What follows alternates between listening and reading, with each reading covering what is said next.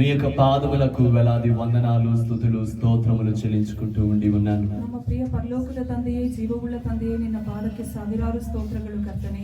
ఇంతవరకు మీరు మాకు ఎంతగానో తోడుగా నీడగా ఉండి నడిపించారు, అందును బట్టి నీకు వందనాలు. ಇವಾಗವರೆಗೂ ನಮಗೆ ಜೊತೆಯಾಗಿದ್ದು ನೀವು ಕಾಯ್ದು ಕಾಪಾಡಿದ್ದೀರಾ, ಅದಕ್ಕಾಗಿ ವಂದನೆಗಳು. పాటల ద్వారా, స్తుతుల ద్వారా మీ నామము ఎంతగానో మహిమపరచబడి ఉన్నది, అందును బట్టి నీకు వందనాలు. ಹಾಡಿನಿಂದಲೂ ಸ್ತುತಿಗಳಿಂದಲೂ ನಿನ್ನ ನಾಮ ಮಹಿಮೆ ಹೊಂದಿದೆ, ಅದಕ್ಕಾಗಿ ವಂದನೆಗಳು. ఈ సమయమందు అమూల్యమైన మీ మాటలు వినాలని ఆశపడుతూ ఉండగా నాతో మాతో చేరి ఉన్న ప్రతి బిడ్డతో మీరే స్పష్టముగా మాట్లాడమని ప్రార్థన చేయుచున్నాను. ಸಮಯದಲ್ಲಿ ನಿನ್ನ ಅಮೂಲ್ಯವಾಗಿರುವ ಮಾತುಗಳು ನಾವು ಕೇಳಬೇಕೆಂದಿರಬೇಕಾದ್ರೆ ನನ್ನ ಜೊತೆ ನಮ್ಮ ಜೊತೆ ಮಾತನಾಡಿ చెవులారా నీ మాటలు వినడానికి సహాయం చేయమని వేడుకుంటూ ఉన్నాను. నిన్న మాటలను కేಳುವಂತೆ ನಮಗೆ కేవలం వినువారముగా మాత్రమే కాకుండా విన్న వాటిని హృదయములో భద్రము చేసుకుని వాక్యానికి అనుకూలముగా నడవడానికి సహాయం చేయమని ప్రార్థన చేయుచున్నాను. ಅಪ್ಪ, ಕೇಳುವವರಷ್ಟಾಗೆ ನಾವಿರಬಾರದು ತಂದೆಯೇ, ನಾವು ಕೇಳಿ ಆ ವಾಕ್ಯವನ್ನು ನಮ್ಮ ಹೃದಯದಲ್ಲಿ ಇಟ್ಟುಕೊಳ್ಳುವಂತೆ ನಮ್ಮನ್ನು ಮಾಡಿ. దేవా, ఈ సమయమందు ఇక్కడ చేరి ఉన్న ప్రతి బిడ్డని కూడా మీ పవిత్రమైన ఆత్మతో నింపమని వేడుకుంటూ ఉండి ఉన్నాను. దేవా, ಇಲ್ಲಿ ಸೇರಿರುವ ಪ್ರತಿ ಒಬ್ಬರಲ್ಲಿ ನಿನ್ನ ಪವಿತ್ರಾತ್ಮವನ್ನು ತುಂಬಿರಿ ಕರ್ತನೇ. దేవా, నన్ను కూడా మీ చేతులుగా చెప్పుకుంటూ ఉన్నాను తండ్రి. ದೇವಾ, నన్నನ್ನು ಕೂಡ ನಿನ್ನ ಕೈಗೆ ಒಪ್ಪಿಸುತ್ತೇನೆ. నన్ను కూడా మీ పరిశుద్ధ ఆత్మతో అభిషేకించమని వేడుకుంటూ ఉన్నాను. ಅಪ್ಪ, ನನ್ನನ್ನು ಕೂಡ ನಿನ್ನ ಪವಿತ್ರಾತ್ಮದಿಂದ ಅಭಿಷೇಕಿಸಿ ಕರ್ತನೇ. దేవా, ఇవి నీ మాటలు నా తండ్రి. ಅಪ್ಪ, ಇದು ನಿನ್ನ ಮಾತುಗಳು ಕರ್ತನೇ. అయ్యా, నీ మాటలు పలికేటప్పుడు నేను ఎంతగానో జాగ్రత్తగా ఉండాలి, ఆ రీతిగా ఉండడానికి సహాయం చేయమని వేడుకుంటూ ಅಪ್ಪ, ఉన్నాను. ನಿನ್ನ ಮಾತುಗಳು ನಾನು ಕೇಳಬೇಕಾದ್ರೆ ಜಾಗೃತೆಯಿಂದ ಇರುವುದಕ್ಕೆ ಸಹಾಯ ಮಾಡಿ. మాట్లాడున్నది మీరు కాదు గాని పరిశుద్ధాత్మ దేవుడు అని మీరు సెలవిచ్చిన వారిగా ఉండి ఉన్నారు. మాట్లాడుವುದು ನೀವಲ್ಲ, పవిత్రాత్మ ದೇವರು ಅಂತ ಹೇಳಿದ್ದೀರಾ. పరిశుద్ధాత్మ దేవా, ఈ సమయమందు మా అందరితో మీరే మాట్లాడి మహిమ, ఘనత, ప్రభావములు పొందమని మా ప్రభువును మా రక్షకుడైన యేసుక్రీస్తు యొక్క అతి పరిశుద్ధమైన నామములో అడిగి వేడుకుంటూ ఉన్నాను మా ప్రియ పరలోకపు తండ్రి. ನಾನಲ್ಲ ಕರ್ತನೇ, ಪವಿತ್ರಾತ್ಮ ದೇವರೇ, ನೀವೇ ಇಲ್ಲಿದ್ದು ಮಾತನಾಡಿ ಮಹಿಮೆ ಹೊಂದಬೇಕೆಂದು ನಮ್ಮ ಪ್ರಭುವನು ರಕ್ಷಕನೂ ಆಗಿರುವ ಯೇಸು ನಾಮದಲ್ಲಿ ಬೇಡಿ ಹೊಂದಿದ್ದೇವೆ ತಂದೆಯೇ. ఆమేన్. ಆಮೆನ್. ప్రతి ఒక్కరు కూడా పరిశుద్ధమైన గ్రంథాలను తెరిచి కృత నిబంధన గ్రంథము నుంచి మార్కు సువార్త 14వ అధ్యాయము 3వ వచనం వరకు నుండి 9వ వచనం వరకు చదువుకుందాం. Gospel according to Mark chapter 14 verse 3 to 9. Mark సువార్త 14వ అధ్యాయము 3 నుంచి 9 వచనాలు ప్రతి ఒక్కరు కూడా తీయాలి. ప్రతి ఒక్కరు కూడా నెమ్మదిగా చదువుతూ ఉండండి. చదవలేని వాళ్ళు నేను చెబుతున్నప్పుడు నా మాటలు మరలా వింటూ ఉండండి. ఆయన బేతనియాలో కుష్ఠిరోగి అయిన సీమోను ఇంట భోజనమునకు కూర్చుండి ఉన్నప్పుడు ఒక స్త్రీ మిక్కిలి విలువగల అచ్చ జటామాంసి అత్తరు బుడ్డి తీసుకుని వచ్చి ఆ అత్తరు బుడ్డి పగలగొట్టి ఆ అత్తరు ఆయన తల మీద పోసి అయితే కొందరు కోపపడి ఈ అత్తరు ఇలాగు నష్టపరచనేలా ఈ అత్తరు 300 దేనారములకు కంటే ఎక్కువ వెల కమ్మి బీదలకు ఇయ్యవచ్చునని చెప్పి ఆమెను గూర్చి సణుగుకొని అందుకు యేసు ఇట్లా నిన్ను ఈమె జోలికి పోకుడి, ఈమెను ఎందుకు తొందర పెట్టుచున్నారు, ఈమె నా ఎడల మంచి కార్యము చేసెను, బీదలు ఎల్లప్పుడూ మీతోనే ఉన్నారు, మీకు ఇష్టమైనప్పుడెల్లా వారికి మేలు చేయవచ్చు, నేను ఎల్లప్పుడూ మీతో ఉండను. ఈమె తన శక్తి కొలది చేసి నా భూస్థాపన నిమిత్తము నా శరీరమును ముందుగా అభిషేకించి సర్వలోకములో ఎక్కడ ఈ సువార్త ప్రకటింపబడునో అక్కడ ఈమె చేసినది జ్ఞాపకార్థముగా ప్రశంసింపబడునని మీతో నిశ్చయముగా చెప్పుచున్నాను నేను. చాలండి. ఇక్కడ చదవబడినటువంటి వాక్య భాగాన్ని మనం చూసి ఉన్నప్పుడు మన ప్రభు అయిన యేసయ్య కనపడుతున్నట్లు చూస్తా ఉండి ఉన్నాం. అదే రీతిగా ఒక సీమోను అనే ఒక వ్యక్తిని కూడా చూస్తా ఉండి ఉన్నాము. ಎಂಬುವ ವ್ಯಕ್ತಿಯನ್ನು ನಾವು అదే ನೋಡುತ್ತೇವೆ. రీతిగా ఒక స్త్రీని కూడా ప్రత్యేకముగా ఇక్కడ మనము చూస్తా ఉండి ఉన్నాము. ಅದೇ ರೀತಿಯಾಗಿ ಒಂದು ಸ್ತ್ರೀಯನ್ನು ಕೂಡ ನಾವು నాలుగవదిగా అక్కడ దేవుని యొక్క యేసుక్రీస్తు యొక్క శిష్యులు కూడా ఉన్నట్లు కూడా చూస్తా ఉండి ఉన్నాము. ನಾಲ್ಕನೇದಾಗಿ ಯೇಸು ಕ್ರಿಸ್ತರ ಶಿಷ್ಯರನ್ನು ನಾವು ನೋಡುತ್ತೇವೆ. చాలా జాగ్రత్తగా ఉండండి, పిల్లలందరూ కూడా మౌనంగా ఉండండి. అక్కడ మనం చూసినప్పుడు యేసయ్య ఉన్నాడు, ಅಲ್ಲಿ ನಾವು ನೋಡಿದಾಗ ಯೇಸು ಕ್ರಿಸ್ತರಿದ್ದಾರೆ. అదే రీతిగా సీమోను ఉన్నాడు, ಅದೇ ರೀತಿಯಾಗಿ ಸೀಮೋನು ఒక ಇದ್ದಾರೆ. స్త్రీ ఉన్నది, ಒಂದು ಸ್ತ್ರೀ ಇದ್ದಾಳೆ. అదే రీతిగా శిష్యులు కూడా ఉండి ಅದೇ ఉన్నారు. ರೀತಿಯಾಗಿ ಶಿಷ್ಯರು ಕೂಡ ಇದ್ದಾರೆ. మరి ముఖ్యంగా ఆ స్త్రీని గురించి ఈ రోజు మనం నేర్చుకోబోతూ ఉండి ఉన్నాం. ಇನ್ನು ಮುಖ್ಯವಾಗಿ ಆ ಸ್ತ್ರೀಯ ಬಗ್ಗೆ ನಾವು ಇವತ್ತು గడిచిన ನೋಡೋಣ. కొన్ని వారాల నుంచి ప్రత్యేకంగా స్త్రీల గురించి మాత్రమే మనం నేర్చుకుంటా ఉండి ఉన్నాం. ಕಳೆದ ಕೆಲವು ವಾರಗಳಿಂದ ನಾವು ಪ್ರತ್ಯೇಕವಾಗಿ ಸ್ತ್ರೀಯರನ್ನು ನಾವು ఏ ఏ స్త్రీల ನೋಡುತ್ತೇವೆ. గురించి చూసి ఉన్నాము? పాపాత్మురాలైన స్త్రీని గురించి చూసి ఉన్నాము, ಪಾಪಾತ್ಮಳಾಗಿರುವ ಸ್ತ್ರೀಯನ್ನು ನೋಡಿದ್ದೀರಿ. కనాను స్త్రీని గురించి చూసి ఉండి ಕನಾನಿ ఉన్నాము, ಸ್ತ್ರೀಯನ್ನು ನೋಡಿದ್ದೀರಿ. తర్వాత సమరయ స్త్రీని గురించి చూసి ఉన్నాము, రక్తస్రావము కలిగిన స్త్రీని గురించి చూసి ఉన్నాము, దోర్కా గారి గురించి చూసి ఉండి ఉన్నాము. ఇంకా అమ్మా బలము లేక ఎంతగానో 18 సంవత్సరాల నుంచి దురాత్మ పట్టబడిన తర్వాత ఎంత మాత్రము లేవలేక వంగిపోయినటువంటి ఆ స్త్రీని గురించి మనం చూసి ఉన్నాము. 18 ವರ್ಷದಿಂದ ಬಲಹೀನವಾಗಿ ಬಗ್ಗಿ ಹೋಗಿರುವ ಆ ಸ್ತ್ರೀಯ ಬಗ್ಗೆ ನಾವು ನೋಡಿದ್ದೀರಿ. వీళ్ళందరూ కూడా యేసే దగ్గరికి వచ్చిన వాళ్ళు, లేదంటే వారి క్రియలు యేసే దగ్గరికి చేరినప్పుడు ఈ ప్రతి స్త్రీ విషయంలో కూడా దేవుడు అద్భుతమైన కార్యములు చేసినట్లే మనం చూస్తా ఉండి ఉన్నాం. ಇವರೆಲ್ಲರೂ ಕೂಡ ಯೇಸು ಕ್ರಿಸ್ತರ ಬಳಿಗೆ ಬಂದಿದವರು, ಅವರ ಕಾರ್ಯವನ್ನು ನೋಡಿದವರು. ఎంత మంది స్త్రీల గురించి దేవుడు రాయించారంటే వాళ్ళ క్రియలు ఎంత గొప్పగా ఉన్నాయండి. ಇಷ್ಟು ಸ್ತ್ರೀಯರ ಬಗ್ಗೆ ದೇವರು ಬರೆದಿದ್ದಾರೆ ಅಂದ್ರೆ ಅವರ ಕ್ರಿಯೆಗಳು ಎಷ್ಟು పాత ದೊಡ್ಡ. నిబంధన మొత్తము కూడా పురుషులు ఎక్కువగా కనపడుతూ ఉంటారు. ಹಳೆ ಉಡಂಬಡಿಕೆಯಲ್ಲಿ ನಾವು ಪುರುಷರನ್ನು ನೋಡಿದ್ದೀರಿ. క్రొత్త నిబంధన అంతా కూడా ఎక్కువగా స్త్రీలే కనపడుతూ ఉంటారు. ಹೊಸ ಒಡಂಬಡಿಕೆಯಲ್ಲಿ ಸ್ತ್ರೀಯರನ್ನೇ ನಾವು ನೋಡಿದ್ದೀರಿ. దేవుడు తన గ్రంథములో వారిద్దరికి కూడా ఒకే స్థానాన్ని ఇచ్చిన వాడిగా ఉన్నాడు. ದೇವರು ತನ್ನ ಗ್ರಂಥದಲ್ಲಿ ಅವರಿಬ್ಬರಿಗೂ ಒಂದೇ ಸ್ಥಾನವನ್ನು అయితే ఈ ಕೊಟ್ಟಿದ್ದಾರೆ. రోజు ప్రత్యేకముగా ఈ స్త్రీని గురించి మనందరం కూడా చూద్దామండి. ಇವತ್ತು ಪ್ರತ್ಯೇಕವಾಗಿ ಈ ಸ್ತ್ರೀಯ ಬಗ್ಗೆ ನಾವು ನೋಡೋಣ. ఆ స్త్రీ ఏం చేసింది అనే విషయాల్ని మనం బాగా ఎరిగిన వారముగా ఉందాం. ಆ ಸ್ತ್ರೀ ಏನು ಮಾಡಿದಳು ಎಂಬುವ ವಿಷಯ ನಮಗೆ ತಿಳಿದಿದೆ. ఇక్కడ ఏం జరుగుతుందంటే బేతనీయలో కుష్ఠరోగి అయినటువంటి సీమోను అనే ఒక వ్యక్తి ఏం చేశారంటే యేసుక్రీస్తుని తన ఇంటికి పిలిచిన వాడిగా ఉన్నాడు. ಬೇತನಿಯದಲ್ಲಿ ಕುಷ್ಠರೋಗಿಯಾಗಿದ್ದ ಸೀಮೋನು ತನ್ನ ಮನೆಗೆ ಯೇಸು ಕ್ರಿಸ್ತರನ್ನು అయితే ಕರೆಯುತ್ತಾನೆ. ఇతని కుష్ఠరోగాన్ని దేవుడు తీసివేసే ఉంటాడండి. ಆದರೆ ಇವರ ಕುಷ್ಠರೋಗವನ್ನು ದೇವರು ತೆಗೆದುಕೊಳ್ಳಬಹುದು. కాబట్టి అతడు తన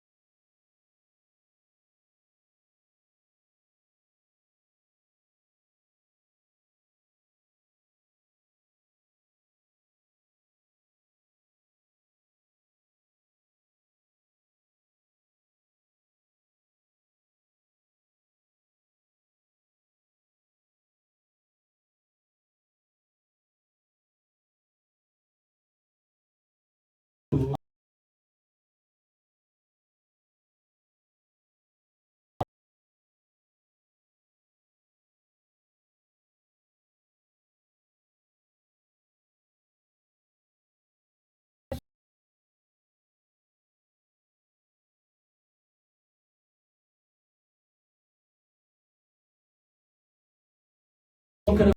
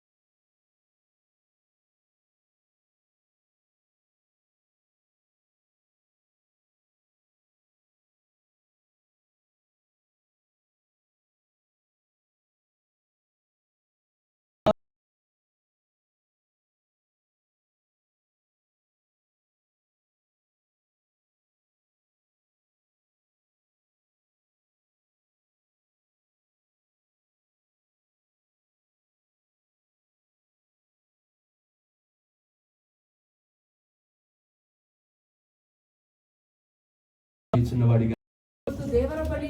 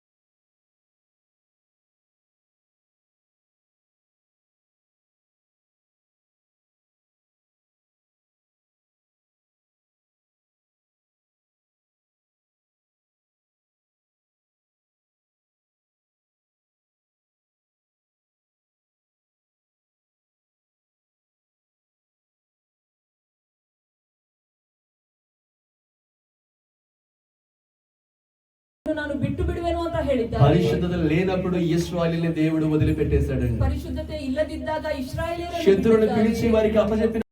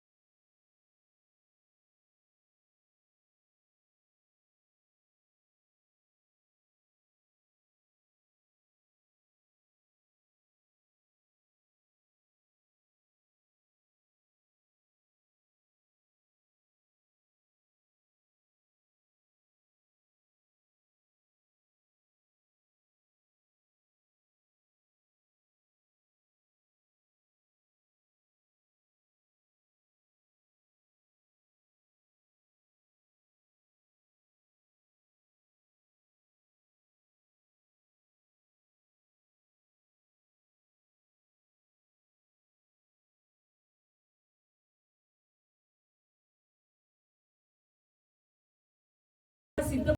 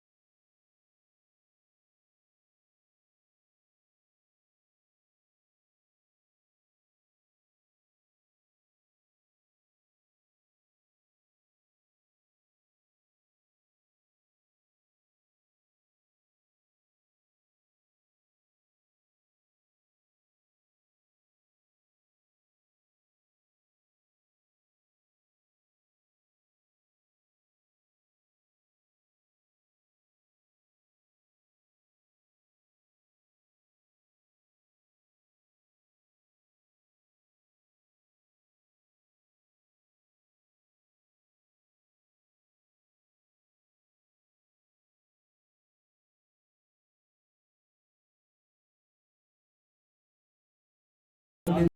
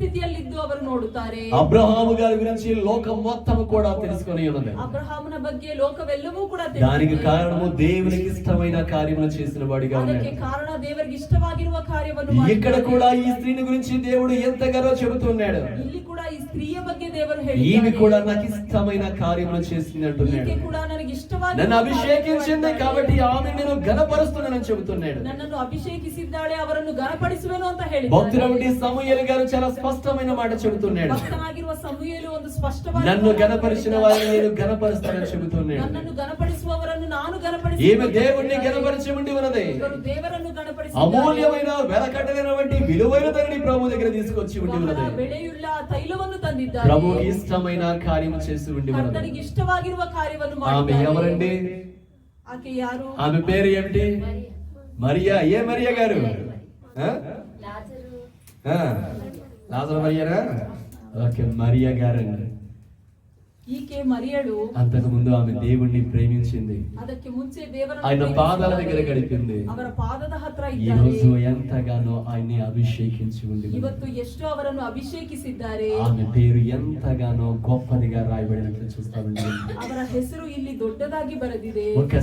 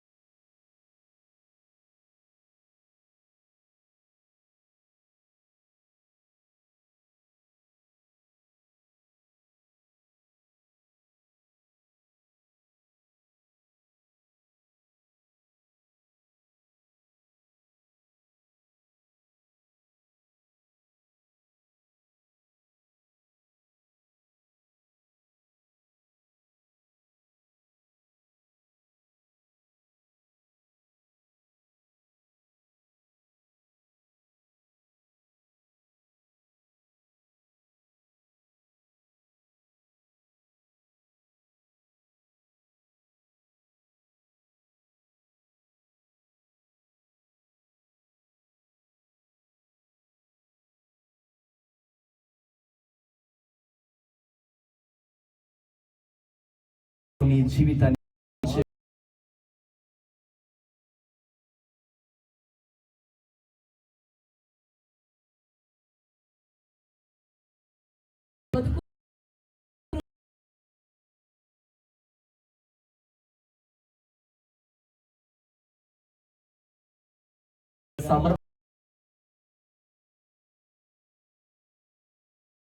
సమర్పించడం అంటే అర్థం ఏంటండి? మీకు అర్థమయ్యే భాషలో చెప్పండి. ಏನು?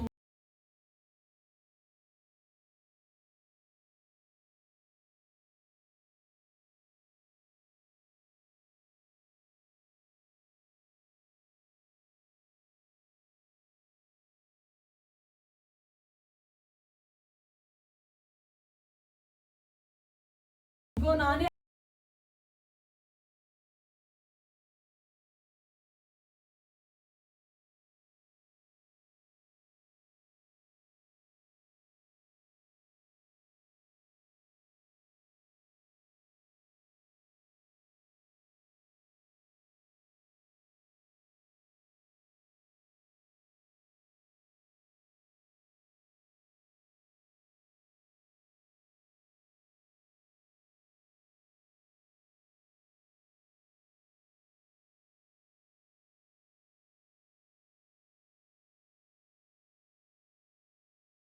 ఒక్కసారి తన జీవితాన్ని ప్రభువుకి సమర్పించుకున్న తర్వాత నీ దేహము పైన నీకు అధికారం లేదు అని తెలుసుకోవాలి. ವಿಶ್ವಾಸಿ ಒಂದು ಸತಿ ದೇವರ ಬಳಿ ಸಮರ್ಪಿಸಿಕೊಂಡ ಮೇಲೆ ನಿನ್ನ ದೇಹದ ಮೇಲೆ కేవలము నీ పైన అధికారము దేవునికి మాత్రమే.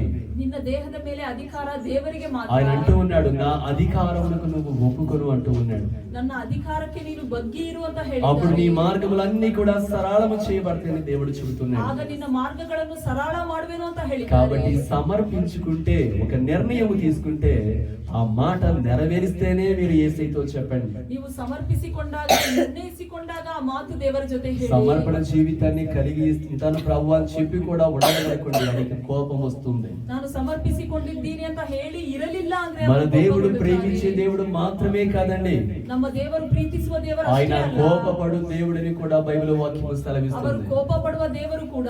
ఆయన ప్రేమనే మనం చూసాం కానీ ఆయన కోపం ఇంతవరకు మనం చూడలేదు. ಅವರ ಪ್ರೀತಿಯನ್ನು ನಾವು ನೋಡಿದ್ದೀರಿ, ಅವರ ಕೋಪವನ್ನು సరైన ನೋಡಿಲ್ಲ. రీతిగా సమర్పణ జీవితం లేకుండా ఆయనకి అర్పించకుండా జీవించే జీవితాలన్నీ కూడా నాశనం అయిపోతాయని బైబిల్ చెబుతుంది. ಸರಿಯಾಗಿ ನಾವು ಸಮರ್ಪಿಸಿಕೊಳ್ಳಲಿಲ್ಲ ಅಂದ್ರೆ ನಮ್ಮ ಜೀವನವು ನಾಶವಾಗುತ್ತೆ ಅಂತ కాబట్టి ಹೇಳಿದ್ದಾರೆ. గట్టి నిర్ణయం తీసుకోనండి, ಅದಕ್ಕೆ ಗಟ್ಟಿಯಾಗಿ ನಿರ್ಣಯವನ್ನು నిలబడిపోండి. ತೆಗೆದುಕೊಳ್ಳಿ. ఆ మాట పైన నిలబడిపోండి. ಆ మీరందరూ ಮಾತಿನ కూడా ಮೇಲೆ ನೀವು ನಿಂತುಕೊಳ್ಳಿ. దేవుని కొరకు నిలబడిపోండి. ದೇವರಿಗೋಸ್ಕರ ನಿಂತುಕೊಳ್ಳಿ. మరియ గారి గురించి అనేక విషయాలు తెలుసుకున్నావు కదా. మరియಳ ಬಗ್ಗೆ ನಾವು ಅನೇಕ ವಿಷಯವನ್ನು మీరు అంటా ఉంటారు కదా, ತಿಳಿದುಕೊಂಡಿದ್ದೇವೆ. అయ్యా మరియవలే నీ పాదాల దగ్గర గడిపే స్థితి నీవు ప్రభు అంటారు కదా. మరియಳ ಹಾಗೆ ನಿನ್ನ ಪಾದದ ಹತ್ರ ಇರುವ ಸ್ಥಿತಿಯನ್ನು ಕೊಡಿ ಅಂತ ನಾವು మరియలాగా నీ పాదాల దగ్గరే ఎల్లప్పుడూ కూడా ఉండే ఆత్మీయ స్థితిని నాకు మెరుగుపరచు ప్రభు అంటా ఉంటారు కదా. మరియಳ ಹಾಗೆ ನಾನು ಇರುವ ಆತ್ಮೀಯ ಸ್ಥಿತಿಯನ್ನು ದಯಪಾಲಿಸು ಅಂತ ಕೇಳಬಹುದು. మరి మరి ఏం చేసిందో అవి చేసే కృపను నాకు ఇవ్వు ప్రభు అని అడుగుతున్నాను. ಆದ್ರೆ మరియಳು ಏನು ಮಾಡಿದ್ದಾಳೋ ಅದನ್ನು ಮಾಡುವ ಕೃಪೆಯನ್ನು ಕೊಡು ಅಂತ అయ్యా ಕೇಳಿದ್ದೀರಾ? మరిని గణపరిచిన రీతిగా నన్ను కూడా గణపరిచిన ప్రభు అని అడుగుతున్నామా. మరియಳನ್ನು ಗಣಪಡಿಸಿದ ಹಾಗೆ ನನ್ನನ್ನು ಗಣಪಡಿಸು ಅಂತ ಕೇಳಿದ್ದೀರಿ. మరియా ఉత్తమమైనది ఎన్నుకొని ఉన్నది. మరియಳು ಉತ್ತಮವಾಗಿರುವುದನ್ನು మరియా ಆಯ್ಕೆ ಮಾಡಿದ್ದಾಳೆ. ఉత్తమమైన కార్యము చేసింది. మరియಳು ಉತ್ತಮವಾಗಿರುವ మరియా ಕಾರ್ಯವನ್ನು ఉన్నతమైన ಮಾಡಿದ್ದಾಳೆ. స్థలములలో కూర్చుని ఉంది. మరియಳು ఉన్నತವಾಗಿರುವ ಸ್ಥಿತಿಯಲ್ಲಿ యేసయ్య ಕೂತಿದ್ದಾಳೆ. పేరు వచ్చిన ప్రతి చోట ఈమె పేరు కూడా ప్రకటించబడుతూ ఉండి ఉన్నది. ಯೇಸು ಕ್ರಿಸ್ತರು ಇರುವ ಮಾತಿನಲ್ಲಿ ಕೂಡ ಈ ಮಾತು మరియಳ ಬಗ್ಗೆ ఎంతో ಇರುತ್ತದೆ. మంది ఎన్నెన్నో రకాలుగా చేశారు, ತುಂಬಾ ಜನ ಎಷ್ಟೋ ರೀತಿಯಾಗಿ కానీ వారిలో ಮಾಡಿದ್ದಾರೆ. ప్రత్యేకముగా ಅವರಲ್ಲಿ ಪ್ರತ್ಯೇಕವಾಗಿ మీరు చూడండి, దోర్కా గారు చాలా చేశారు. ದೋರ್ಕಾ ಅವರು ತುಂಬಾ ಮಾಡಿದ್ದಾರೆ. ఆ క్రియను బట్టి బ్రతికించాడు, ಅವರ ಕ್ರಿಯೆಗಳಿಂದ అక్కడితో ಬದುಕಿಸಿದ್ದಾರೆ. ఆగిపోయింది. ಅಲ್ಲಿ కానీ నా ನಿಂತು గురించి ఎక్కడ ప్రకటన చేయబడితే అక్కడ దోర్కా పేరు ఉండదు అన్నాడా. ನನ್ನ ಬಗ್ಗೆ ಎಲ್ಲಿ ಪ್ರಕಟಣೆ ಮಾಡುತ್ತಾರೋ ಅಲ್ಲಿ ದೋರ್ಕಾ ಹೆಸರು ಇರುತ್ತೆ. కొర్నేలి గారు ధర్మ కార్యం చేశాడు, ఎంతో భక్తి కలిగిన వాడిగా ఉన్నాడు. ಕೊರ್ನೇಲಿ ಧರ್ಮ ಕಾರ್ಯವನ್ನು ಮಾಡಿ నా ಭಕ್ತಿಪರನಾಗಿದ್ದ. పేరు ఎక్కడ ప్రకటింపబడితే అక్కడ కొర్నేలి పేరు అన్నాడా. ನನ್ನ ಹೆಸರು ಎಲ್ಲಿ ಪ್ರಕಟಣೆ ಮಾಡಿದ್ರೆ ಅಲ್ಲಿ ಕೊರ್ನೇಲಿ ಹೆಸರು ಅಂತ ಹೇಳಿದ್ರ. లేదండి, వీళ్ళందరికంటే ఈమె చేసింది దేవుని దృష్టికి గొప్పదిగా ఉండి ఉన్నది. ಇವರೆಲ್ಲರಿಗಿನ್ನ ಈಕೆ ಮಾಡಿದ್ದು ದೊಡ್ಡದಾಗಿದೆ. కాబట్టి యేసయ్య నా పేరు ప్రకటన చోట ఆమె కూడా ఉంటుందని చెప్తున్నాడు. ನನ್ನ ಹೆಸರು ಹೇಳಿದ ಕಡೆ ಈಕೆಯ ಹೆಸರು ಇರುತ್ತೆ ಅಂತ సర్వ ಹೇಳ್ತಾರೆ. లోకములో ఎక్కడ ఈ సువార్త ప్రకటింపబడునో అక్కడ ఈమె చేసినది జ్ఞాపకార్థముగా ప్రశంసింపబడునని మీతో నిశ్చయముగా చెప్పుచున్నాను అంటున్నాడు. ಸುವಾರ್ತೆಯು ಸರ್ವಲೋಕದಲ್ಲಿ ಎಲ್ಲೆಲ್ಲಿ ಸಾರುವುದಾಗಿದ್ದೋ ಅಲ್ಲಲ್ಲಿ ಈಕೆ ಮಾಡಿದ್ದನ್ನು ಸಹ ಈಕೆಯ ನೆನಪಾಗಿ ಹೇಳುವೆರೆಂದು ಅವರು ಸತ್ಯವಾಗಿ ಹೇಳಿದ್ದಾರೆ. నిజముగా మరియ గారు ఉత్తమమైన స్త్రీగా ఉండి ఉన్నది. ನಿಜವಾಗ್ಲೂ మరియಳು ಉತ್ತಮವಾಗಿರುವ నిజంగా ಸ್ತ್ರೀಯಾಗಿದ್ದಾಳೆ. దేవునితో ఎంతగానో ఘనపరచబడిందిగా ఉండి ఉన్నది. ನಿಜವಾಗ್ಲೂ ದೇವರ ದೃಷ್ಟಿಯಲ್ಲಿ ಘನತೆಯನ್ನು మనము ಹೊಂದಿದ್ದಾರೆ. ఆ స్థానంలోనే ఉండాలండి, మరియలాగానే మనము ఉండాలి. ನಾವು ಆ ಸ್ಥಿತಿಯಲ್ಲಿ ನಾವಿರಬೇಕು. అంతేగాని సనిగే వారి బ్యాచ్ లో మనము ఉండకూడదు, ಹಾಗಂತ ನಾವು ಆ ಗೊಣಗುವವರ ಬ್ಯಾಚ್ ಅಲ್ಲಿ కోపపడే బ్యాచ్ లో మనము ఉండకూడదు, ಕೋಪಗೊಳ್ಳುವ ಬ್ಯಾಚ್ ಅಲ್ಲಿ ఎందుకో ನಾವು నష్టం చేసుకుంటున్నావు అని చెప్పే స్థితిలో ఉండకూడదు. ಯಾಕೆ ನಷ್ಟ ಮಾಡುತ್ತಿದೀಯಾ ಅಂತ ಹೇಳುವ ಬ್ಯಾಚ್ ಅಲ್ಲಿ ನಾವಿರಬಾರದು. అర్థమవుతుందండి. కోపపడే బ్యాచ్ లోను, ಕೋಪ ಪಡುವ ಬ್ಯಾಚ್ ಅಲ್ಲಿ, సడుగుకునే బ్యాచ్ లోను, ಕೊಡುವ ಬ್ಯಾಚ್ ಅಲ್ಲಿ, ఇంకొక బ్యాచ్ అండి చెప్పాలి మీరే, ఇది వ్యర్థము అని చెప్పే బ్యాచ్ లో ఉండకూడదు. ಇದು ವ್ಯರ್ಥವು ಅಂತ ಹೇಳುವ ಬ್ಯಾಚ್ ಅಲ್ಲಿ వీళ్ళందరినీ కూడా దేవుడు ఏమని ఉంటాడు, ಇವರೆಲ್ಲರನ್ನು తిరిగారు కానీ నా వెనకాల నాది తిన్నారు కానీ ప్రయోజనం లేని వారిగా మీరున్నారా అంటున్నాడు. ನನ್ನ ಹಿಂದೆ ನೀವು ಹಿಂಬಾಲಿಸಿದ್ದೀರಾ, ಪ್ರಯೋಜನವಿಲ್ಲ ಅಂತ ఆడంలో ಹೇಳುತ್ತಾರೆ. మొదటి వాడికి ఎవడున్నాడంటే యోధా ఇస్కరియోతే. ಅವರಲ್ಲಿ ಮೊದಲಿಗೆ ಯೂದ ಇಸ್ಕರಿಯೋತ ఎందుకంటే ಇದ್ದಾರೆ. డబ్బుల సంచి వాడి ఒడ్డులో ఉన్నది కాబట్టి. ಯಾಕಂದ್ರೆ ಆ ದುಡ್ಡಿನ ಚೀಲ ಅವನ ಬಳಿ ಇತ್ತು. అలా వెళుతున్నప్పుడు వచ్చిన డబ్బులన్నీ కూడా ఈయనే దాస్తున్నాడు, వాడుతున్నాడు కాబట్టి ఈ విలువ అమ్మి నాకిస్తే బాగా డబ్బులు నా దగ్గర పెరిగాయి కదా అనుకుంటున్న వాడిగా ఉన్నాడు. ಇದನ್ನು ಮಾರಿ ನನಗೆ ಕೊಟ್ರೆ ನನ್ನ ಹತ್ರ ತುಂಬಾ ದುಡ್ಡಿರುವುದಲ್ಲ ಅಂತ ಹೇಳಿದ್ದಾರೆ. దాచుకోవాలనుకుంటున్నాడు ఇతను. ಅದನ್ನು ಬಚ್ಚಿಟ್ಟುಕೊಳ್ಳಬೇಕು ಅಂತ ಅಂದುಕೊಂಡ. ఆమె ఎంతగానో ఇచ్చేస్తున్నదిగా ఉండి ఉన్నది. ಆದ್ರೆ ಆಕೆ ಕೊಟ್ಟವಳಾಗಿದ್ದಾರೆ. జ్ఞాపకం చేసుకోండి, ఆమెము పరలోకానికి వెళ్ళింది. ಆಕೆ ಪರಲೋಕಕ್ಕೆ ಹೋಗಿದ್ದಾರೆ. ఎవడైతే భయపెట్టాడు అంటే ఇక్కడ ఇచ్చేసిన వాడికి కోపపడ్డాడో, నష్టం ఎందుకు అన్నాడో, సనిగేరు వాడికి అన్నాడో, నరకానికి వెళ్ళిపోయిన వాడిగా ఉన్నాడు. ಯಾರೆಲ್ಲ ಇಲ್ಲಿ ನಷ್ಟ ಮಾಡಿದ್ದೀರಾ ಅಂತ ಹೇಳಿದ್ದಾರೋ, దేవునికి చేసేది ఏది కూడా వ్యర్థము కాదని. ದೇವರು ಮಾಡಿದ್ದು ಯಾವುದು ಕೂಡ ವ್ಯರ್ಥವಲ್ಲ. సంగమా అర్థమవుతుందా? దేవునికి చేసే సేవ ఏది కూడా వ్యర్థము కాదు. ದೇವರಿಗೆ ನಾವು ಮಾಡುವ ಸೇವೆ ಯಾವುದೂ ವ್ಯರ್ಥವಲ್ಲ. నీవు దేవుని కొరకు పాట పడితే అది దేవునికి ఇష్టమైనదిగా ఉంటుంది. ದೇವರಿಗೋಸ್ಕರ ಹಾಡಿದ್ರೆ ಅದು ದೇವರಿಗೆ ಇಷ್ಟವಾಗಿರುತ್ತದೆ. దేవుని యొక్క మందిరములో నువ్వు ఊడుస్తున్నావా, ఆ సేవ కూడా దేవునికి ఇష్టమైనదిగా ఉంటుంది. ದೇವರ ಸಭೆಯಲ್ಲಿ ನೀನು ಗೂಡಿಸ್ತಿದ್ಯಾ, ಅದು ಕೂಡ ದೇವರಿಗೆ ಇಷ್ಟ. దేవుని రక్షణ సువార్తను చేతబట్టుకుని నువ్వు వెళుతున్నావా, అది నీకు ప్రయోజనకరమైనదిగా ఉంటుంది. ದೇವರ ರಕ್ಷಣಾ ಸುವಾರ್ತೆಯನ್ನು ನೀನು ಹಿಡಿದುಕೊಂಡು ಹೋಗುತ್ತಿದ್ದೀಯಾ, ಅದು ಕೂಡ ದೇವರಿಗೆ. దేవుని సేవ నిమిత్తమై నువ్వు విత్తుతున్నావా, అది నీకు ఆశీర్వాదకరమైనదిగా ದೇವರ ఉంటుంది. ಸುವಾರ್ತೆಯ ನಿಮಿತ್ತ ನೀನು ಬಿತ್ತುತ್ತಿದ್ದೀಯಾ, ಅದು ಕೂಡ దేవుని కొరకు ఏది చేసినా కూడా అది వ్యర్థము కాదండి. ದೇವರಿಗೋಸ್ಕರ ಯಾವುದು ಮಾಡಿದ್ರು ಕೂಡ ಅದು ವ್ಯರ್ಥ. స్వయముగా దేవునికే చేస్తుంటే వ్యర్థము వ్యర్థము వ్యర్థం అంటున్నాడు. ಸ್ವಯವಾಗಿ ದೇವರಿಗೆ ಮಾಡಬೇಕಾದ್ರೆ ಇದು ವ್ಯರ್ಥವು ಅಂತ ಹೇಳಿದ್ದಾರೆ. ఇది వ్యర్థము కాదు, ఇది ఎంతో గొప్పదని ప్రభువు చెబుతున్నాడు. ಇದು ವ್ಯರ್ಥವಲ್ಲ, ಇದು ದೊಡ್ಡದು ಅಂತ ದೇವರು ಹೇಳಿದ್ದಾರೆ. కాబట్టి ప్రియమైన సంగమా, దేవుని చేతిలో వాడబడే పాత్రలుగా మీరు ఉండండి. ಅದಕ್ಕೆ ಪ್ರಿಯವಾಗಿರುವ ಸಭೆಯೇ ದೇವರ ಕೈಯಲ್ಲಿ ಬಳಸಲ್ಪಡುವ దేవుడు ಪಾತ್ರೆಯಾಗಿ మెచ్చే ಇರೋಣ. క్రియను మనము చేసే విధముగా మనము ఉండాలి. ದೇವರು ಕೊಟ್ಟಿರುವ ಕ್ರಿಯೆಯನ್ನು ಮಾಡುವವರಾಗಿರೋಣ. ఈమె ఎక్కడ కనపడుతుంటే ఆమె దేవునికి మెప్పుగా, అంటే దేవుని సంతోషపెట్టే విధముగానే ఉంటూ ఉన్నదండి. ಈಕೆ ಎಲ್ಲಿ ಕಾಣಿಸಿದ್ದಾರೋ ಅಲ್ಲೆಲ್ಲವೂ ಕೂಡ ದೇವರನ್ನು ಸಂತೋಷಪಡಿಸಿದವರಾಗಿದ್ದಾರೆ. కాబట్టి నువ్వు చేసే ప్రతి దాని ద్వారా దేవుని నామానికి మహిమ వెళ్ళాలి. ನೀನು ಮಾಡುವ ಪ್ರತಿ ಒಂದರಿಂದ ದೇವರ ನಾಮಕ್ಕೆ ಮಹಿಮೆ ಸೇರಬೇಕು. ఇదే ప్రభు చెబుతున్న వాడిగా ఉంది. ಇದೇ ಕರ್ತನು ಹೇಳುತ್ತಿರುವುದು. వ్యర్థం అనుకోమకండి అంటున్న వాడిగా ಇದು ఉంది. ವ್ಯರ್ಥವು ಅಂತ ಹೇಳಬೇಕು. దేవుని కొరకు చేసినది నీకు లాభకరమై ఉన్నది. ದೇವರಿಗೋಸ್ಕರ ನೀನು ಮಾಡುವುದು ಲಾಭಕರವಾಗಿದೆ. యేసయ్య శిష్యులు వచ్చి అడుగుతున్నారు, ప్రభువా ఇదిగో సమస్తాన్ని కూడా వదిలిపెట్టేసి వచ్చాము, నువ్వు చేయమన్న పనులన్నీ కూడా చేస్తా ఉండి ఉన్నాము, నువ్వు మాకు ఏమి ఇస్తావు ప్రభువా అని అడిగిన వాడిగా ఉన్నాడు. ಯೇಸು ಕ್ರಿಸ್ತರ ಶಿಷ್ಯರು ಬಂದು ಕೇಳುತ್ತಾರೆ, ನಾವು ಸಮಸ್ತವನ್ನು ಬಿಟ್ಟು ಬಂದಿದ್ದೀರಿ, ನಮಗೇನು ಕೊಡುತ್ತೀಯಾ ಅಂತ. ఎందుకంటే నీ సేవ చేస్తున్నాం అంటున్నారు, ಯಾಕಂದ್ರೆ ನಿನ್ನ ಸೇವೆ నీ అడుగులో ಮಾಡುತ್ತಿದ್ದೀರಿ అడుగు ಅಲ್ವಾ? వేస్తున్నాం అంటున్నారు, ನಿನ್ನ ಹೆಜ್ಜೆಯಲ್ಲಿ ಹೆಜ್ಜೆ దయ్యాలను ಹಾಕ್ತಾ ಇದ್ದೀರಿ వెళ్ళగొడుతున్నాము, ಅಲ್ವಾ? రోగులు స్వస్థపరుస్తున్నాము, అన్ని చేస్తున్నాము, నీ సువార్తని ప్రకటన చేస్తున్నాము, మాకు ఏమి ఇస్తావు, నీ పని చేస్తున్నాం అంటున్నారు. ನಾವು ದೆವ್ವಗಳನ್ನು ಬಿಡಿಸಿದ್ದೀರಿ, ನಿನ್ನ ಸುವಾರ್ತೆಯನ್ನು ಸಾರಿದ್ದೀರಿ, ನಮಗೇನು ಕೊಡುತ್ತೀಯಾ ಅಂತ అప్పుడు ಕೇಳಿದ್ದಾರೆ. యేసయ్య ఒక మాట చెప్తున్నాడండి, ಆಗ ಯೇಸು ಕ್ರಿಸ್ತರು ಒಂದು ಮಾತನ್ನು ಹೇಳುತ್ತಾರೆ. మీరు ఎంతగానో 12 సింహాసనాల పైన కూర్చుని ఇశ్రాయేల్ ప్రజలకి మీరు తీర్పు తీర్చివారిగా ఉంటారంటున్నాడు. ಆ 12 ಸಿಂಹಾಸನದ ಮೇಲೆ ನೀವು ಕೂತಿಕೊಂಡು ಇಸ್ರಾಯೇಲರಿಗೆ ನೀವು ತೀರ್ಪನ್ನು ತೀರಿಸುತ್ತೀರಾ ಅಂತ ఈ ಹೇಳಿದ್ದಾರೆ. భూలోకంలో దేవుని సేవ చేసిన వాడిని దేవుడు సింహాసనాల పైన కూర్చుని పెడుతున్న వాడిగా ఉన్నాడు. ಈ ಭೂಲೋಕದಲ್ಲಿ ದೇವರ ಸೇವೆ ಮಾಡಿದವರನ್ನು ಸಿಂಹಾಸನದ ಮೇಲೆ దేవుని ಕೂರಿಸಿದ್ದಾರೆ. సేవ చేసిన వాడిని ఎక్కడ కూర్చుని పెడుతున్నాడు దేవుడు? ದೇವರ ಸೇವೆ ಮಾಡಿದವರನ್ನು ಎಲ್ಲಿ సింహాసనం ಕೂರಿಸುತ್ತಾರೆ? పైన కూర్చుని పెడుతున్న వాడిగా ఉన్నాడు. ಸಿಂಹಾಸನದ ಮೇಲೆ ಕೂರಿಸುತ್ತಾರೆ. కొంచెం లోపలికి వెళ్ళి ఆలోచన చేద్దాం మనము. ಸ್ವಲ್ಪ ಒಳಗೆ ಹೋಗಿ ನಾವು ನೋಡೋಣ. యేసయ్య కుడి వైపున ఎడమ వైపున కూర్చునే ధన్యత ఎవరికో దేవుడు చెప్పలే. ಯೇಸು ಕ್ರಿಸ್ತರ ಬಲಗಡೆ ಎಡಗಡೆ ಕೂತ್ಕೊಳ್ಳುವ ಧನ್ಯತೆ ಯಾರಿಗೆ ಅಂತ ದೇವರು మరి ಹೇಳಲಿಲ್ಲ. ఇప్పుడు కుడి వైపున ఎడమ వైపున మరి గారికి ఉందా లేదా? ಎಡಗಡೆ ಬಲಗಡೆ ಮರಿಯಳಿಗೆ ಇದೆಯಾ ఏ ಇಲ್ವಾ? పురుషుడు మాత్రమే దేవుడు కూర్చొని పెట్టుకుంటాడా? ಪುರುಷನನ್ನು ಮಾತ್ರ ಕೂರಿಸುತ್ತಾರಾ? ఆయన కూతుర్ని కూర్చోబెట్టుకోడా? ಅವರ ಮಗಳನ್ನು ಕೂರಿಸುವುದಿಲ್ವಾ? ఆ కూతురు మరియే కావచ్చు, ಆ ಮಗಳು ಮರಿಯಳಾಗಿರಬಹುದು. ఆ మరియా చెల్లి నీవే కావచ్చు. ಆ ಮರಿಯ ನೀನೇ ಆಗಿರಬಹುದು. ఇది అత్యాశగా ఉన్నా కూడా అవకాశం ఉన్నదని చెప్తున్నాను. ಇದು ಅತ್ಯಾಸೆ ಆಗಿದ್ರೂ ಕೂಡ ಅವಕಾಶ దేవునికి ఇష్టమైన రీతిగా ఎవరు ఏం చేస్తే వారికి ఉత్తమమైనది ఇస్తారండి.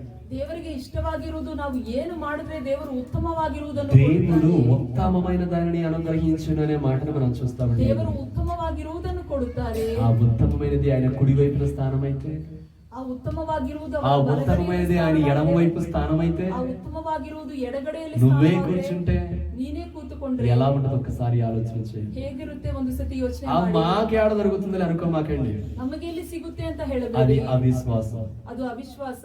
ఉండాలి అనే కోరికను కలిగి ఉండండి. ಇರಬೇಕು ಎಂಬುವ ఉంటామో ಕೋರಿಕೆ ఉండమో తర్వాత విషయం.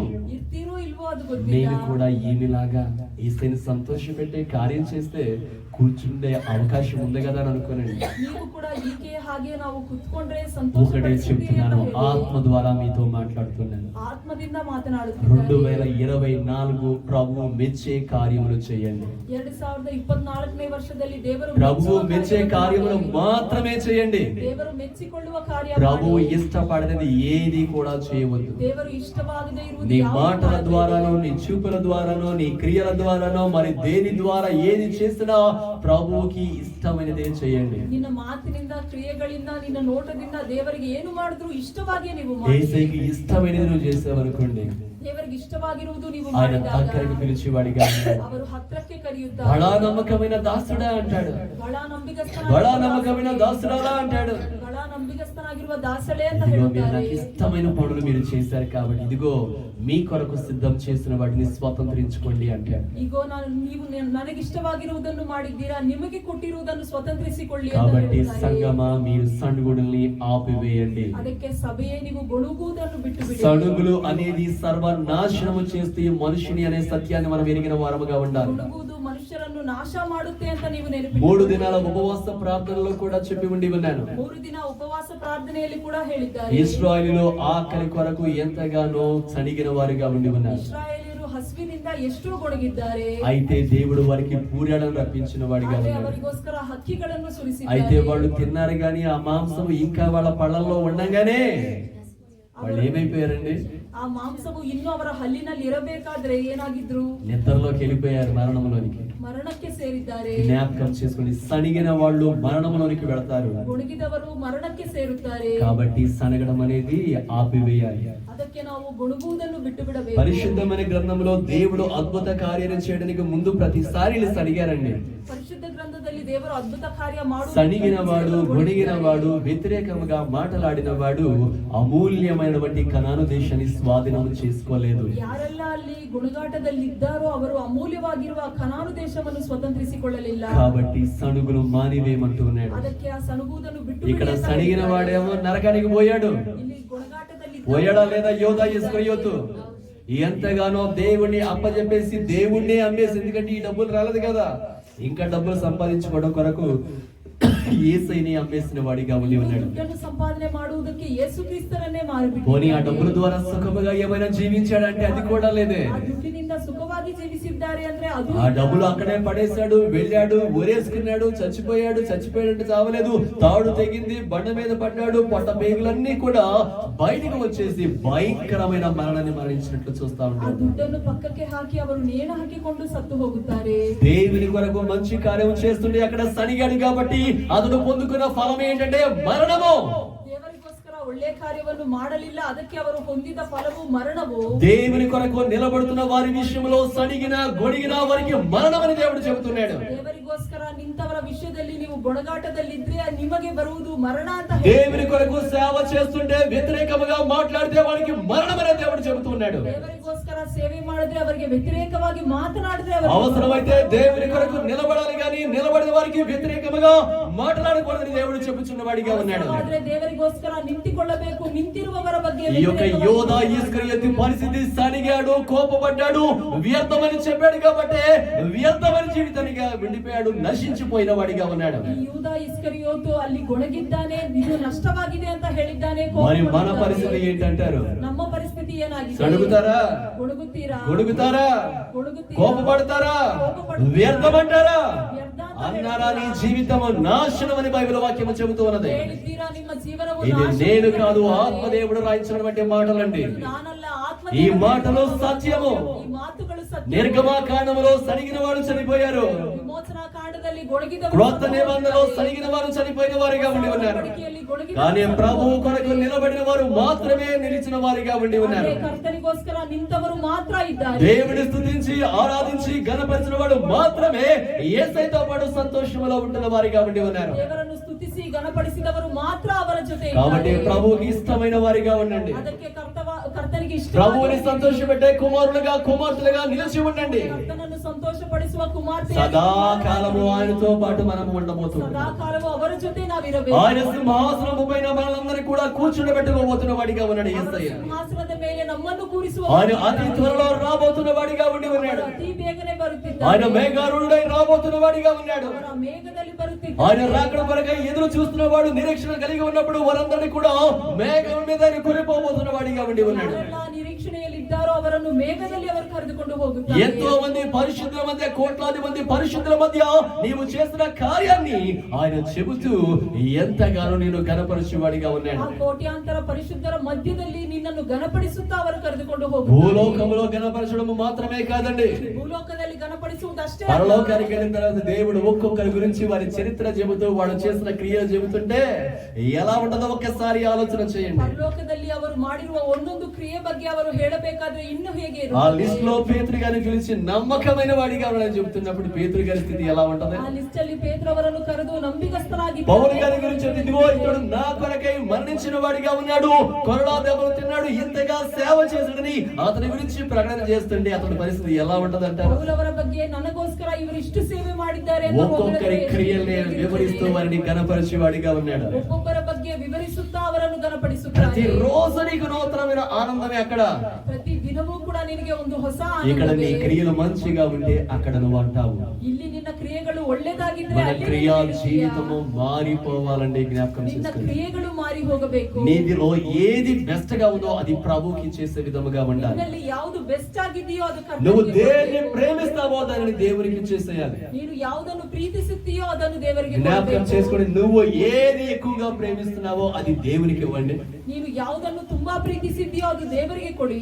ఆయన దేన్ని ప్రేమిస్తున్నాడో అది నీకు ఇస్తాడు. ಅವರು ಯಾವುದನ್ನು ಪ್ರೀತಿಸಿದ್ದಾರೋ ಅದನ್ನು అక్కడ ఉన్న ಕೊಡುತ್ತಾರೆ. ఎక్స్చేంజ్ ఇక్కడ దేవునికి నీకేది ఇష్టం అది ప్రభువుకి ఇవ్వండి, ఆయనకి ఇష్టమైనది నీకు ఇస్తాడు. ನಿನಗೆ ಯಾವ್ದು ಇಷ್ಟವೋ ಅದು ಕರ್ತನಿಗೆ ಕೊಡಿ, ಅವರಿಗೆ ಇಷ್ಟವಾಗಿದ್ದು ನಿನಗೆ ಕೊಡುತ್ತಾರೆ. కాబట్టి ప్రియమైన సంగమా, ఈమె ఎంతగానో చేయవలసిన కార్యం చేసింది, ప్రభువు ద్వారా ఘనత పొందుకుని ఉంది. ಈಕೆ ಮಾಡಬೇಕಾಗಿರುವ ಕಾರ್ಯವನ್ನು ಮಾಡಿ ಕರ್ತನಿಂದ ಘನತೆಯನ್ನು ಹೊಂದಿದ್ದಾರೆ. నిన్న ఉపవాస ప్రార్థనలో చూచి ఉండి ఉన్నాను. ನಿನ್ನೆ ಉಪವಾಸ ಪ್ರಾರ್ಥನೆಯಲ್ಲಿ ನಾವು ನೋಡಿದ್ದೀರಿ. నా మాటలు వింటే వారిని ఎంతగానో కీర్తికెక్కే విధంగా, ఘనతకెక్కే విధముగా నాకు ప్రతిష్ఠితమైన జనాంగముగా చేసుకుంటాను అనే మాటలను కూడా చూసి విన్నాను. ನನ್ನ ಮಾತುಗಳು ಕೇಳಿದಾಗ ಅವರಿಗೆ ಕೀರ್ತಿ ಬರುವಂತೆ ಪ್ರತಿಷ್ಠಿತವಾಗಿರುವ ಜನಾಂಗವಾಗಿ ಮಾಡುವೆನು ಅಂತ ಹೇಳಿದ್ದಾರೆ. నిజంగా మరియ గారు అలాగే ఉన్నారండి. ನಿಜವಾಗ್ಲೂ ಮರಿಯಳು ಹಾಗೆ ఆమె ಇದ್ದಾರೆ. ఏం చేస్తుంది? మామూలుగా మన దృష్టి ఒక అత్తర బుడ్డి అనుకుంటాం మనం, ನಾವು ಒಂದು ತೈಲದ ಬುಡ್ಡಿ ಅಂತ దానికి ಅಂದ್ಕೊಳ್ತೇವೆ. మనం విలువ కట్టగలం. ಅದಕ್ಕೆ కానీ ಬೆಲೆಯನ್ನು ನಾವು యేసయ్య విలువ ಕಟ್ಟಬಹುದು. కట్టలేదండి. ಆದ್ರೆ ಯೇಸು ಕ್ರಿಸ್ತರು ಬೆಲೆ ఆమె ಕಟ್ಟಲಾರರು. ప్రేమ అలా ఉండి ఉన్నది. ಅವರ ಪ್ರೀತಿ ಹಾಗಿದೆ. అంతగా యేసయ్యకి చేయాలని వచ్చిందండి.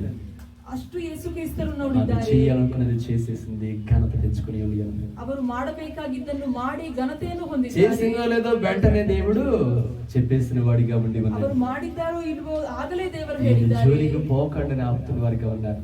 ಇವರ ಬಳಿ ನೀವು ಹೋಗಬೇಡಿ ಅಂತ ಹೇಳಿದ್ದಾರೆ. లేదంటే ఎవరు కొట్టాలనుకున్నారేమో ఈయన. ಈ ಆಕೆಯನ್ನು ಹೊಡೆಯಬೇಕು ಅಂತ ಅಂದುಕೊಂಡಿದ್ರೆ ఏంది అక్కడ కోపడ్డాడు, తర్వాత సణిగాడు, ఇంకా 2 దెబ్బలు వేసేవాడేమో. ಇಲ್ಲಿ ಕೋಪಗೊಂಡಿದ್ದಾರೆ, ಗೊಣಗಿದ್ದಾರೆ. కానీ దేవుడు ఆపివేస్తున్న వాడిగా ఉండి ಆದ್ರೆ ఉన్నాడు. ದೇವರು ನಿಲ್ಲಿಸಿದ್ದಾರೆ. ఈ సమయంలో ఒక్కటే అర్థం చేసుకోండి, ಈ ಸಮಯದಲ್ಲಿ ಒಂದೇ ಅರ್ಥ ప్రభు ಮಾಡಿಕೊಳ್ಳಿ. దగ్గరికి వెళ్ళేటప్పుడు పరిశుద్ధంగా వెళ్ళాలి. ಕರ್ತನ ಬಳಿ ಹೋಗಬೇಕಾದ್ರೆ ప్రభు ಪರಿಶುದ್ಧವಾಗಿ దగ్గరికి ಹೋಗಿ. వెళ్ళేటప్పుడు ఆయనకి ఇష్టమైనవి తీసుకుని వెళ్ళే విధంగా ಕರ್ತನ ಬಳಿ ఉండాలి. ಹೋಗಬೇಕಾದ್ರೆ ಅವರಿಗೆ ಇಷ್ಟವಾಗಿರುವುದನ್ನು ತೆಗೆದುಕೊಂಡು ప్రభుకి ಹೋಗಿ. ఇష్టమైన కార్యములే చేసే విధముగా ఉండాలి. ಕರ್ತನಿಗೆ ಇಷ್ಟವಾಗಿರುವ ಕಾರ್ಯಗಳನ್ನೇ ಮಾಡಿ. ఆమె అత్తర బుడ్డిని కుమరించింది. ಅವರು ಆ ತೈಲದ ಭರಣಿಯನ್ನು ತಂದಿದ್ದಾರೆ. నీ ఆత్మను ప్రభు దగ్గర కుమరించు. ನಿನ್ನ ಆತ್ಮವನ್ನು ದೇವರ ಹತ್ರ నీ ಸುರಿಸು. హృదయాన్ని ప్రభు దగ్గర కుమరించు. ನಿನ್ನ ಹೃದಯವನ್ನು ದೇವರ ಹತ್ರ ಸುರಿಸು. ఉత్తమమైనది తీసుకుని నువ్వు వెళ్ళు. ಉತ್ತಮವಾಗಿರುವುದನ್ನು ತೆಗೆದುಕೊಂಡು ಹೋಗು. జ్ఞాపకం చేసుకోండి, ఒక్కొక్కరు హృదయాన్ని దేవుని మందిరంలో కుమరించుకుని ఒక్కొక్క బహుమానాన్ని తీసుకుని వెళ్ళారండి. ಒಬ್ಬೊಬ್ಬರು ದೇವರ ನಿಮ್ಮ ಹೃದಯಗಳನ್ನು ಸುರಿಸಿ ಒಂದೊಂದು ಬಹುಮಾನವನ್ನು ತೆಗೆದುಕೊಂಡು మన ಹೋಗಿ. సహోదరి హన్నా గారు దేవుని దగ్గరికి వచ్చింది. ನಮ್ಮ ಸಹೋದರಿ ಹಣ್ಣ ಅವರು ఆమె ದೇವರ హృదయాన్ని ಬಳಿಗೆ కుమరించుకొని ఉన్నది. ಅವರ ಹೃದಯವನ್ನು ఒడిలో ಕುಮ್ಮರಿಸಿಕೊಂಡಿದ್ದಾರೆ. బిడ్డను తీసుకుని వెళ్ళింది. ಆ ಮಡಿಯಲ್ಲಿ ಮಗನನ್ನು ತೆಗೆದುಕೊಂಡು ಹೋಗಿದ್ದಾರೆ. అదే రీతిగా క్రొత్త నిబంధనలో మనం ఇక్కడ చూస్తామండి అన్నాను. ಹೊಸ ಒಡಂಬಡಿಕೆಯಲ್ಲಿ ನಾವು అత్తర ನೋಡಿದ್ದೇವೆ. బుడ్డి తీసుకొచ్చి కుమరించింది. ಆ తైలವನ್ನು ತಂದು ಅವರು ఆమె ఘనత ಸುರಿಸಿದ್ದಾರೆ. తీసుకుని వెళ్ళి ಘನತೆಯನ್ನು ತೆಗೆದುಕೊಂಡು ಹೋಗಿದ್ದಾರೆ. నువ్వు ఏం తీసుకొస్తున్నావు? ನೀನು ಏನನ್ನು ತರುತ್ತೀಯಾ? నేను మళ్ళీ చెప్తున్నా, ఈ మందిరంలో కానుకల గురించి మాటలే ఉండవు. నేను చెప్తున్నది ఆత్మీయంగా మాత్రమే ఆలోచన చేయండి. ప్రభు దగ్గరికి నువ్వేం తీసుకొస్తున్నావు? ಆತ್ಮೀಯವಾಗಿ ನೀವು ಯೋಚನೆ ಮಾಡಿ ಕರ್ತನ ಬಳಿ ಏನನ್ನು ತರುತ್ತಿದ್ದೀರಾ? కాబట్టి సంగమా తీసుకుంటండి ప్రభు దగ్గరికి. ಅದಕ್ಕೆ ಸಭೆಯೇ ಕರ್ತನ ಬಳಿ ತೆಗೆದುಕೊಂಡು ఆయన ಬನ್ನಿ. నామములో ప్రజల్ని తీసుకుంటండి. ಅವರ ನಾಮದಲ್ಲಿ ಜನರನ್ನು ఆయన కలుగ ಕರೆದುಕೊಂಡು చేసినటువంటి ಬನ್ನಿ. నీ హృదయాన్ని తీసుకుంటండి. ಅವರು ಕೊಟ್ಟಿದ ಹೃದಯವನ್ನು నీ ತೆಗೆದುಕೊಂಡು ಬನ್ನಿ. పూర్ణ హృదయంతో ప్రభుని స్తుతించండి. ನಿನ್ನ పూర్ణ హృదಯದಿಂದ కర్తನನ್ನು నేను స్తుತಿಸಿ. ఇక్కడ ప్రామిస్ కార్డ్స్ చేస్తూ ఉన్నప్పుడు అంటే అవన్నీ కూడా కవర్ లో పెడుతున్నప్పుడు శ్రీనివాస్ బ్రదర్ నా పక్కన కూర్చున్నాడు అనమాట. ನಿನ್ನೆ ಆ ಪ್ರಾಮಿಸ್ ಕಾರ್ಡ್ಸ್ ಒಳಗಡೆ ಹಾಕಬೇಕಾದ್ರೆ ಶ್ರೀನಿವಾಸ್ ಬ್ರದರ್ ఎంతో ఆనందిస్తూ ఒక మాట చెబుతున్నాడు. ಎಷ್ಟೋ ಆನಂದಿಸಿ ಒಂದು ಮಾತನ್ನು ఏమంటున్నాడంటే, ಹೇಳಿದ್ದಾರೆ. బ్రదర్ ఇదిగో వీళ్ళ గురించి ప్రార్థన చేస్తుంటే ఎంత ఆనందం కలుగుతుందో బ్రదర్ అంటున్నాడు. ಬ್ರದರ್ ಇವರ ಬಗ್ಗೆ ಪ್ರಾರ್ಥನೆ ಮಾಡಬೇಕಾದ್ರೆ ಎಷ್ಟು ಆನಂದವಾಗುತ್ತಿದೆಯೋ ಅಂತ ಹೇಳಿದ್ದಾರೆ. ఆఫీస్ కి వెళ్ళి వస్తున్నప్పుడు అంట ఆ గంటన్నర చర్చిలో ఉన్న అందరి గురించి ప్రార్థన చేసుకుంటా వస్తున్నాడు. ಆಫೀಸ್ಗೆ ಹೋಗಿ ಬರಬೇಕಾದ್ರೆ ಆ 1 ಗಂಟೆಯಲ್ಲಿ ಸಭೆಯಲ್ಲಿರುವ ಎಲ್ಲರ ಬಗ್ಗೆ ಪ್ರಾರ್ಥನೆ ಮಾಡುತ್ತಿದ್ದರಂತೆ. ఆ మాట ఎంత ఆనందంగా చెబుతాడు. ప్రభువు నాకు ఇచ్చిన ఆలోచన బ్రదర్ అంటున్నాడు. ಇದು ಕರ್ತನು ನನಗೆ ಕೊಟ್ಟಿರುವ ಆಲೋಚನೆ ಅಂತ ఆయన ಹೇಳಿದ್ದಾರೆ. ముఖంలోనే అంత ఆనందం కనబడితే యేసయ్య ఎంత ఆనందపడి ఉంటారంటారు. ಅವರ ಮುಖದಲ್ಲಿ ಅಷ್ಟು ಆನಂದವಿದ್ರೆ ಯೇಸು నేనేదో ಕ್ರಿಸ್ತನ ఒక ಮುಖದಲ್ಲಿ వ్యక్తిని ಎಷ್ಟು గొప్ప ಆನಂದ చేయడం చెప్పటం లేదు. ಅವರನ್ನು ದೊಡ್ಡ ಮಾಡುವುದಕ್ಕೆ ಹೇಳುತ್ತಿಲ್ಲ. నిజంగా